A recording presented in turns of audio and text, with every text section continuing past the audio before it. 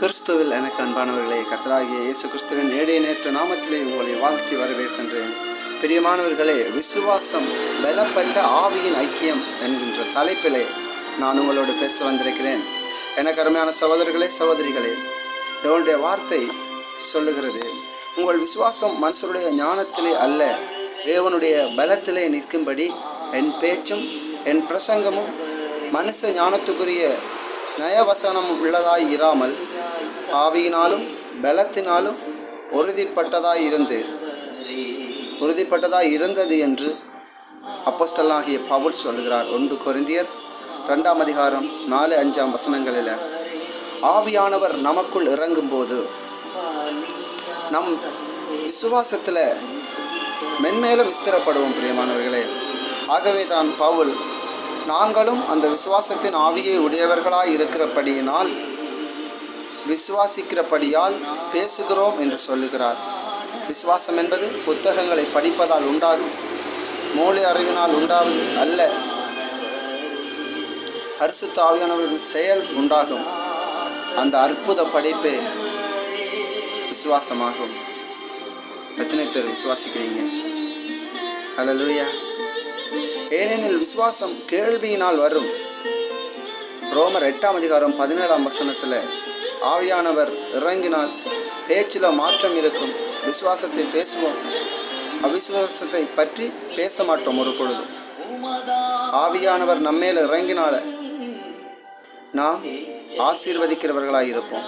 நம்மை ஆசீர்வதிப்போம், பிறரை ஆசீர்வதிப்போம், நம்மை சூழ இருப்பவர்களை ஆசீர்வதிப்போம். ஒருவரையும் ஒரு பொழுதும் சபிக்க மாட்டோம். நம் நாவிலே அற்புத மாற்றம் ஒன்று உருவாகும், நிறைந்திருக்கும். பெந்தெக்கோஸ்தே நாளிலே ஆவியானவர் வந்த பொழுது அவர்களுடைய நாவில் ஒரு மாற்றம் தெரிந்தது.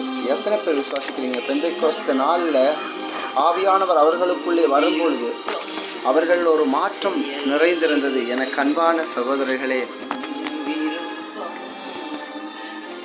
அவர் பெந்தெக்கோஸ்தே நாளிலே அவர்களுடைய கையிலோ காலிலோ தலையிலோ இறங்கவில்லை. முதலாவது நாவிலே இறங்கினார், நாவை கட்டுப்படுத்தினார். உடனே அவர்கள் அந்நிய பாசைகளை பேசினார்கள். நாவுதான் முழு ஆயுள் சக்கரத்தையும் கர்த்தர் பக்கமாக திருப்புகின்றது. எனக்கு அன்பான சகோதரர்களே, பரலோகத்தின் பக்கமாய் திருப்பக்கூடியது நாவு. கர்த்தர் பக்கமாய் எங்களை மாற்றக்கூடியது நாவு. சபை பக்கமாய் திருப்பக்கூடியது நாவு.